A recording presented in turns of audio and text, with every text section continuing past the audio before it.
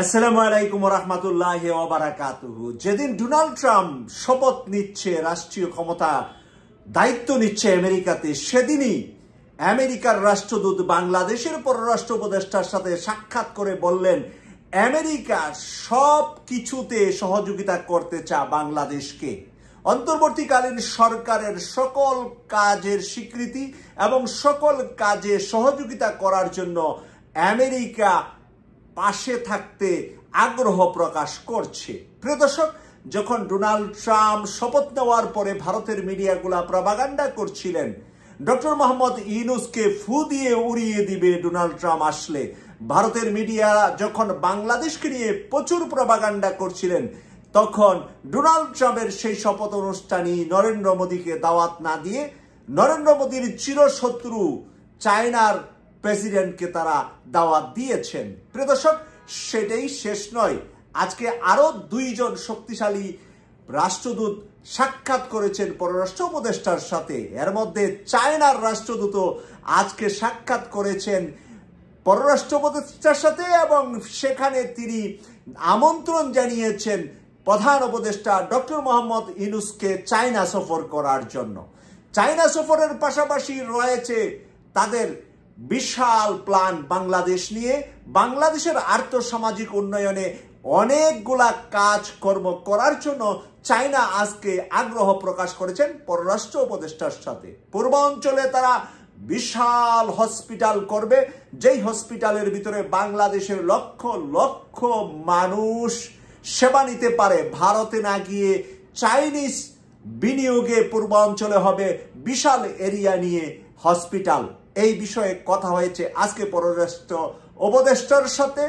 পাশাপাশি তারা বড় মাপের প্ল্যান ভারতকে ঠেকিয়ে দেওয়ার জন্য বাংলাদেশে তারা অর্থ বিনিয়োগের জন্য অফার করেছে আজকে বাংলাদেশ সরকারকে।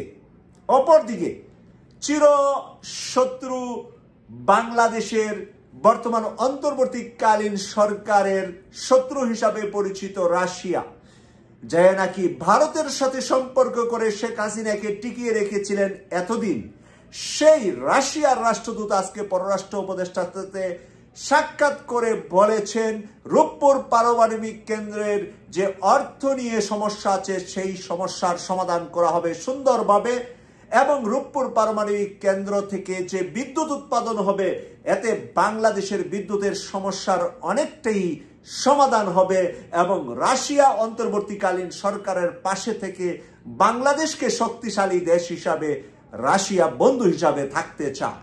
প্রিয় দর্শক, এতদিনের ঢোল ঢাব্বা বাজিয়ে আওয়ামী লীগ বনাম একসাথে হয়ে ভারত যে প্রপাগান্ডাগুলা করেছিল বাংলাদেশের বিরুদ্ধে, অন্তর্বর্তীকালীন সরকারের বিরুদ্ধে, একদিনে ভারতের তিন শত্রু এক বন্ধু রাশিয়াও ভারত ছেড়ে বাংলাদেশের পক্ষে সুর মিলালেন।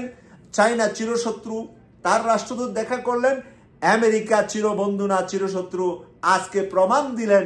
আজকের 20 জানুয়ারি ইতিহাস হয়ে থাকবে যে ডোনাল্ড ট্রাম্প এত ঘনিষ্ঠ বন্ধু হওয়ার পরেও ডোনাল্ড ট্রাম্পের অনুষ্ঠানে দাওয়াত না দিয়ে চায়নার প্রেসিডেন্টকে দাওয়াত দিয়ে ভারতকে কি বার্তা দিলেন, কি সংবাদ দিলেন আমেরিকা আগামী দিনগুলো, এবং আজকের এই দিনে তার রাষ্ট্রদূতকে পাঠিয়ে বলে দিলেন বাংলাদেশের পাশে আছে আমেরিকা।